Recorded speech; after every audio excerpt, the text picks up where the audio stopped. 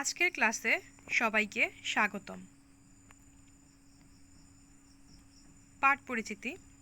একাদশ দ্বাদশ শ্রেণী জীববিজ্ঞান প্রথম পত্র দ্বিতীয় অধ্যায় কোষ বিভাজন।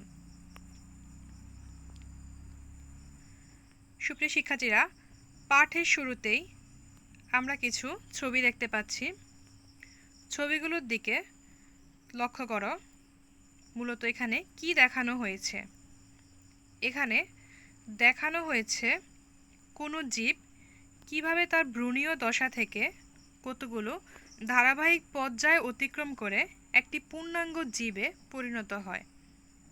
ছবিতে দেখানো হয়েছে জীবগুলো ছোট থেকে বড় হচ্ছে, অর্থাৎ জীবের দৈহিক বৃদ্ধি ঘটছে। কিভাবে জীবের এই দৈহিক বৃদ্ধি ঘটে? মূলত মাইটোসিস কোষ বিভাজনের মাধ্যমেই জীবের দৈহিক বৃদ্ধি সম্পূর্ণ হয়ে থাকে। শিক্ষার্থীরা, তাহলে আমাদের আজকের পাঠ মাইটোসিস কোষ বিভাজন। পাঠের শুরুতেই আমরা জানব মাইটোসিস কোষ বিভাজন মূলত কি। সাধারণত যে কোষ বিভাজন প্রক্রিয়ায় একটি মাতৃকোষ কয়েকটি দশায় নিউক্লিয়াস ও সাইটোপ্লাজমের একবার বিভাজনের মাধ্যমে সমসংখ্যক ক্রোমোজোম এবং সমগুণসম্পন্ন দুইটি আপত্য কোষ সৃষ্টি করে তাকে বলা হয় মাইটোসিস কোষ বিভাজন। এক্ষেত্রে নিউক্লিয়াসের বিভাজনকে বলা হয় ক্যারিওকাইনেসিস আর সাইটোপ্লাজমের বিভাজনকে বলা হয় সাইটোকাইনেসিস। অর্থাৎ নিউক্লিয়াস ও সাইটোপ্লাজমের বিভাজনের মাধ্যমেই মাইটোসিস প্রক্রিয়া সম্পূর্ণ হয়। এক্ষেত্রে বিভাজনের আগে ও বিভাজনের পরে মাতৃকোষ ও অপত্য কোষে ক্রোমোজোম সংখ্যা সমান থাকে বলে এই মাইটোসিস কোষ বিভাজন প্রক্রিয়াকে সমীকরণিক কোষ বিভাজনও বলা হয়। সর্বপ্রথম 1882 সালে ওয়েল্টার ফ্লেমিং নামক বিজ্ঞানী মাইটোসিসের নামকরণ করেন।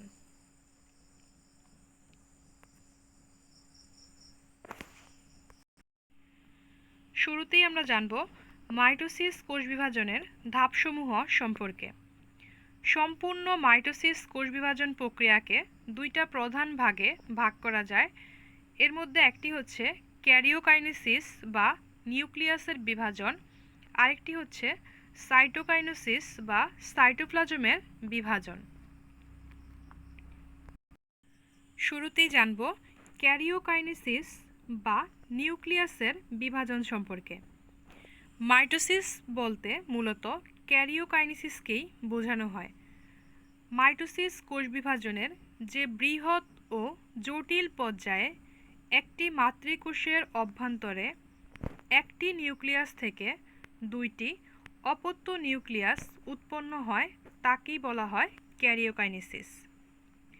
মাইটোসিসের ক্যারিওকাইনেসিসের আবার 5টি পর্যায় থাকে।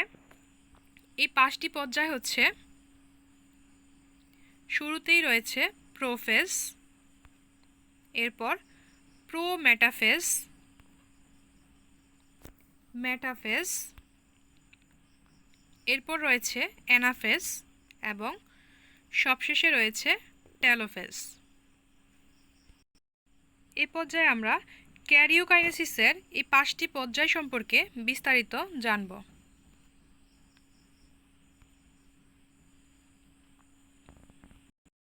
শুরুতেই রয়েছে প্রোফেজ। মাইটোসিসের প্রথম পর্যায় হচ্ছে প্রোফেজ। গ্রিক প্রো শব্দের অর্থ হচ্ছে প্রাক আর ফেজ অর্থ হচ্ছে দশা, অর্থাৎ প্রোফেজ শব্দের অর্থ হচ্ছে প্রাক দশা বা আদ্য পর্যায়। এই পর্যায়ের শুরুতেই কোষের নিউক্লিয়াস আয়তনে বৃদ্ধি পায় এবং নিউক্লিওপ্লাজম হতে জল বিয়োজন হতে থাকে এবং নিউক্লিয়ার রেটিকুলাম খুলে গিয়ে নির্দিষ্ট সংখ্যক ক্রোমোজোমে পরিণত হয়। এই ক্রোমোজোমগুলো সেন্ট্রোমিয়ার ছাড়া অনুদৈর্ঘ্যে বিভক্ত হয়, আর ক্রোমোজোমের এরূপ প্রতিটি অংশকে বলা হয় ক্রোমাটিড। ক্রোমাটিডগুলো আবার ক্রমাগতভাবে স্প্রিংয়ের ন্যায় কুণ্ডলিত হয়, ফলে ক্রোমোজোমগুলো ক্রমশ মোটা ও খাটো হতে থাকে।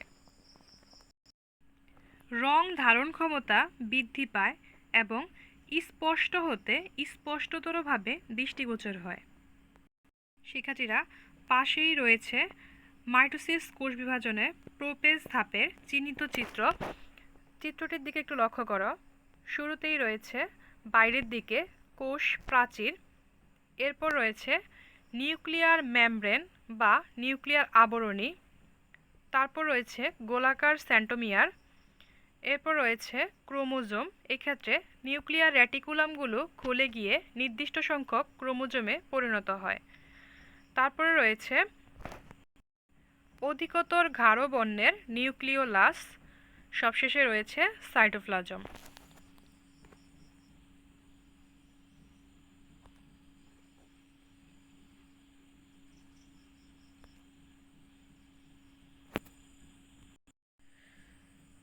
মাইটোসিসের দ্বিতীয় ধাপ হচ্ছে প্রোমেটাফেজ ধাপ।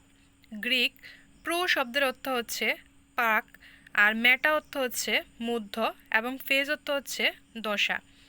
প্রোমেটাফেজ শব্দের অর্থ হচ্ছে প্রাক মধ্য দশা বা প্রাক মধ্য পর্যায়। এক্ষেত্রে নিউক্লিয়ার পর্দা ও নিউক্লিওলাস বিলুপ্ত হতে শুরু করে। উদ্ভিদ কোষে মাইক্রোটিউবিউলস থেকে দ্বিমেরু বেষ্টিত স্পিন্ডল যন্ত্র গঠন হতে শুরু করে। ক্রোমোজোমগুলো নিরীক্ষীয় অঞ্চলমুখী হয়। এই ঘটনাকে সাধারণত মেটাকাইনেসিস বলা হয়, অর্থাৎ ক্রোমোজোমগুলো নিরীক্ষীয় অঞ্চলের দিকে আসতে থাকে। প্রতিটি ক্রোমোজোমের সেন্ট্রোমিয়ার এক একটি ট্রাকশন তন্তুর সাথে সংযুক্ত থাকে। এ সময় ক্রোমোজোম একটু আন্দোলিত হয়, যাকে ক্রোমোজোমীয় নৃত্য বলা হয়। শিক্ষার্থীরা, আমরা পাশে প্রোমেটাফেজের চিহ্নিত চিত্রের দিকে একটু লক্ষ্য করি।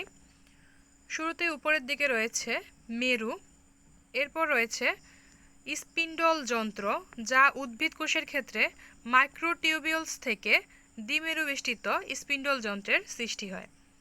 এরপর রয়েছে ক্রোমোজোম, তারপরে লুপ্তপ্রায় নিউক্লিয়াস ও লুপ্তপ্রায় নিউক্লিয়ার মেমব্রেন, অর্থাৎ যেটা প্রায় বিলুপ্তি হয়ে গেছে।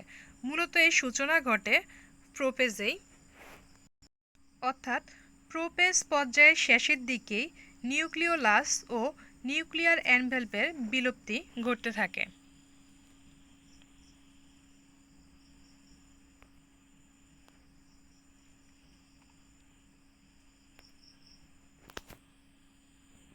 কোষ বিভাজনের তৃতীয় ধাপটি হচ্ছে মেটাফেজ বা মধ্য পর্যায়, বা মাইটোসিস কোষ বিভাজনের তৃতীয় ধাপ হচ্ছে মেটাফেজ। গ্রিক মেটা অর্থ হচ্ছে মধ্য, ফেজ অর্থ হচ্ছে দশা। মেটাফেজ শব্দের অর্থ হচ্ছে মধ্য পর্যায় বা মধ্য দশা। এক্ষেত্রে শুরুতেই নিউক্লিওলাস ও নিউক্লিয়ার পর্দার সম্পূর্ণ বিলুপ্তি ঘটে। স্পিন্ডল যন্ত্রের গঠন সম্পূর্ণ হয়, অর্থাৎ স্পিন্ডল যন্ত্রের দুই মেরুর মধ্যবর্তী অংশকে নিরক্ষীয় বা বিষুবীয় অঞ্চল বলা হয়। ক্রোমোজোমগুলোর সেন্ট্রোমিয়ার নিরক্ষীয় অঞ্চল বরাবর আসে এবং ক্রোমোজোমাল তন্তুর সাথে সংযুক্ত থাকে। এ পর্যায়ে ক্রোমোজোমগুলো খাটো, মোটা ও সবচেয়ে স্পষ্ট হয় বলে সহজেই ক্রোমোজোমগুলো গণনা করা যায় এবং পর্যবেক্ষণও করা যায়। এ পর্যায়ের শেষ ভাগে প্রতিটি সেন্ট্রোমিয়ার সম্পূর্ণ বিভক্ত হয়ে যায়, বিভক্ত হয়ে দুইটি আপত্য সেন্ট্রোমিয়ারের সৃষ্টি করে। পাশের চিত্রে লক্ষ্য করি, শুরুতেই রয়েছে স্পিন্ডল তন্তু, স্পিন্ডল তন্তুর পরেই রয়েছে ক্রোমোজোমাল তন্তু, এরপরে বিষুবীয় অঞ্চল, অর্থাৎ স্পিন্ডল যন্ত্রের দুই মেরুর ঠিক মধ্যবর্তী যে অংশটা সেটাই হচ্ছে বিষুবীয় অঞ্চল। ক্রোমোজোম। মাইটোসিস কোষ বিভাজনের মেটাফেজ ধাপে ক্রোমোজোমগুলো সবচেয়ে মোটা ও খাটো হয় এবং বেশি স্পষ্টভাবে দেখা যায়। সবশেষে রয়েছে মেরু।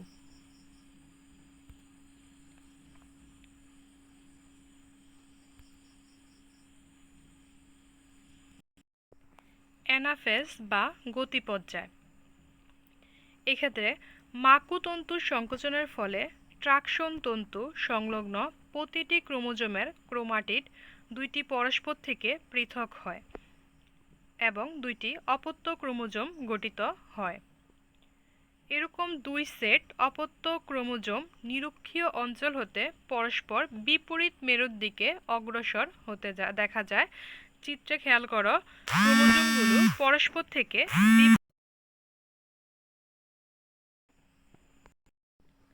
বিপরীত দিকে সরে যায় বা বিপরীত মেরুর দিকে অগ্রসর হয়। প্রতিটি ক্রোমোজোমের সেন্ট্রোমিয়ার মেরুর দিকে অগ্রগামী হয় এবং বাহু দুইটি অনুগামী হয়। চলনশীল অবস্থায় এই ক্রোমোজোমগুলোকে সেন্ট্রোমিয়ারের অবস্থানের ভিত্তিতে অনেকটা ইংরেজি ভি, এল, জে ও আই এর মতো দেখায়। এদেরকে আবার বলা হয় মেটাসেন্ট্রিক, সাবমেটাসেন্ট্রিক, অক্রোসেন্ট্রিক ও টেলোসেন্ট্রিক আকৃতির মতো দেখায়। আপত্য ক্রোমোজোমগুলো মেরুর কাছাকাছি পৌঁছালেই অ্যানাফেজ তথা এই গতি পর্যায়ের সমাপ্তি ঘটে।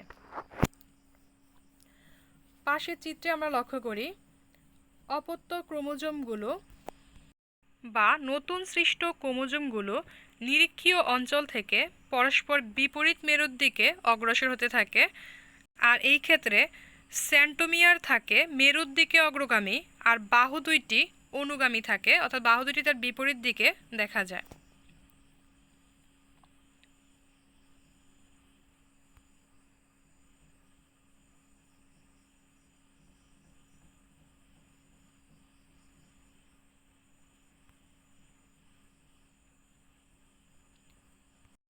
সবশেষে রয়েছে টেলোফেজ বা অন্তঃপর্যায়।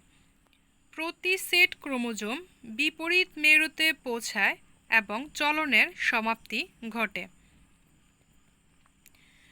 ক্রোমোজোমের জল যোজন শুরু হয়, কুণ্ডলিত ভাঁজ ক্রমান্বয়ে খুলতে থাকে এবং প্রতিটি ক্রোমোজোম লম্বা ও সরু দেখায়। শেষ পর্যায়ে নিজেরা জড়িয়ে যায় এবং নিউক্লিয়ার রেটিকুলাম গঠন করে, অর্থাৎ আবার পূর্বের অবস্থায় এরা ফিরে যায়। নিউক্লিয়ার রেটিকুলামকে ঘিরে নিউক্লিয় পর্দার আবির্ভাব ঘটে। এরপর স্পিন্ডল যন্ত্রের কাঠামো ধীরে ধীরে অদৃশ্য হয়ে যায়। এই পর্যায়ের শেষ দিকে দুই মেরুতে ক্রোমোজোমগুলোর চারদিকে নিউক্লিয়ার এনভেলপ বা নিউক্লিয়ার পর্দা এবং সেট ক্রোমোজোমের গৌণকুঞ্চলে নিউক্লিয়াসের আবির্ভাব ঘটে। ফলে দুই মেরুতে দুইটি সম্পূর্ণ আলাদাভাবে অপত্য নিউক্লিয়াস সৃষ্টি হয়। পাশের চিত্রে লক্ষ্য করি, এক্ষেত্রে নিউক্লিয়ার মেমব্রেনের পুনরায় আবির্ভাব ঘটে, অর্থাৎ আমরা প্রোপেজের ক্ষেত্রে দেখেছিলাম ধীরে ধীরে নিউক্লিয়ার মেমব্রেনটি বিলুপ্তি হয়। টেলোফেজ পর্যায়ে এসে নিউক্লিয়ার মেমব্রেন পুনরায় আবির্ভাব হয় বা সুগঠিত হয়। এরপর রয়েছে নিউক্লিয়াস, এরপরে রয়েছে ক্রোমোজোমগুলো আবার লম্বা ও সরু দেখায়। শেষ পর্যায়ে এই ক্রোমোজোমগুলো আবার জড়িয়ে যায় এবং নিউক্লিয়ার রেটিকুলাম গঠন করে। স্পিন্ডল যন্ত্রের যে কাঠামো ছিল সেটা ধীরে ধীরে অদৃশ্য হয়ে যাচ্ছে। শেষের দিকে দুই মেরুতে ক্রোমোজোমগুলোর চারদিকে পুনরায় নিউক্লিয়ার এনভেলপের আবির্ভাব ঘটে আর সেট ক্রোমোজোমের গৌণকুঞ্চনের ফলে নিউক্লিয়াসেরও আবির্ভাব ঘটে। ফলে দুই মেরুতে দুইটি সম্পূর্ণ নতুন নিউক্লিয়াসের সৃষ্টি হয়।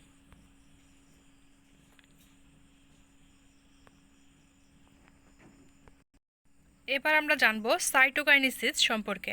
আমরা শুরুতেই বলেছিলাম ক্যারিওকাইনেসিস হচ্ছে নিউক্লিয়াসের বিভাজন। এতক্ষণ আমরা ক্যারিওকাইনেসিস নিয়ে আলোচনা করেছি, আর সাইটোকাইনেসিস হচ্ছে সাইটোপ্লাজমের বিভাজন। এবার আমরা জানব সাইটোপ্লাজোকাইনেসিস বা সাইটোপ্লাজমের বিভাজন সম্পর্কে। বিভাজনরত কোষে সাইটোপ্লাজমে দুভাগে বিভক্তিকেই বলা হয় সাইটোকাইনেসিস। টেলোফেজ দশাতেই এটি শুরু হয় এবং টেলোফেজের সাথেই শেষ হয়ে যায়। উদ্ভিদ কোষের ক্ষেত্রে দুটি নিউক্লিয়াস গঠনের পর ফ্রাগমোপ্লাস্ট নামক প্যাকটিন নিরক্ষীয় তলে দানার মতো সঞ্চিত হয়ে কোষ প্লেট গঠন করে। কোষ পাতের উভয় পাশে সেলুলোজ জমে প্রাথমিক প্রাচীর ও কোষ পাত মধ্যপর্দা গঠন করে। আর প্রাণী কোষের ক্ষেত্রে বিষুবীয় অঞ্চলে কোষ পর্দা গর্তের মতো ঢুকে ক্লিভেজ খাঁজ তৈরি করে। ক্ষার সৃষ্টিতে অ্যাক্টিন ও মায়োসিন প্রোটিন সহায়তা করে। ফ্রি নিউক্লিয়ার বিভাজন কি? সাইটোকাইনেসিস যদি না হয় এবং ক্যারিওকাইনেসিস প্রক্রিয়া যদি চলতে থাকে তাহলে একটি কোষেই নিউক্লিয়াস বাঁধতে থাকার নামই হচ্ছে মুক্ত পানকেন্দ্রিক বিভাজন বা ফ্রি নিউক্লিয়ার বিভাজন। উদাহরণ ডাবের পানি।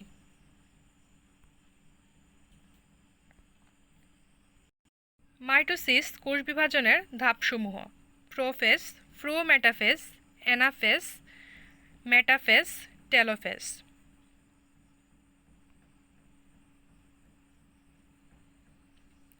মাইটোসিসের গুরুত্ব: দৈহিক বৃদ্ধি। মাইটোসিস কোষ বিভাজনের মাধ্যমেই এককোষী জাইগোট থেকে বহুকোষী জীবদেহের সৃষ্টি হয়। বংশবৃদ্ধি: এককোষী জীবের সংখ্যা বৃদ্ধি এবং নিম্নশ্রেণী জীবের অযৌনজনন মাইটোসিস কোষ বিভাজনের মাধ্যমেই হয়ে থাকে। নিউক্লিয়াস ও সাইটোপ্লাজমের ভারসাম্য রক্ষা: সাইটোপ্লাজমে অবস্থিত বিভিন্ন অঙ্গাণু ও রাসায়নিক উপাদানের সাহায্যে নিউক্লিয়াস কোষের বিপাক ক্রিয়া নিয়ন্ত্রণ করে। মাইটোসিস প্রক্রিয়ায় কোষ বিভাজনের কারণে প্রতিটি কোষের এই নিউক্লিয়াস ও সাইটোপ্লাজমের মধ্যকার পরিমাণগত ও নিয়ন্ত্রণগত ভারসাম্য রক্ষিত হয়।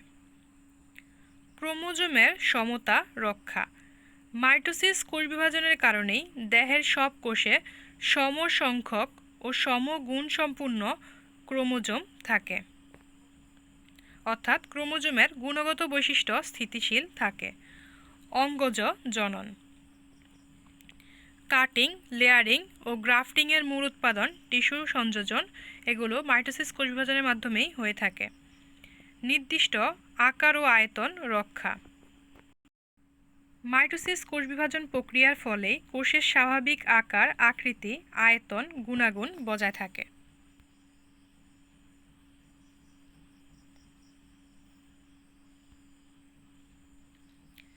আজকের পাঠ এই পর্যন্তই। ধন্যবাদ সবাইকে।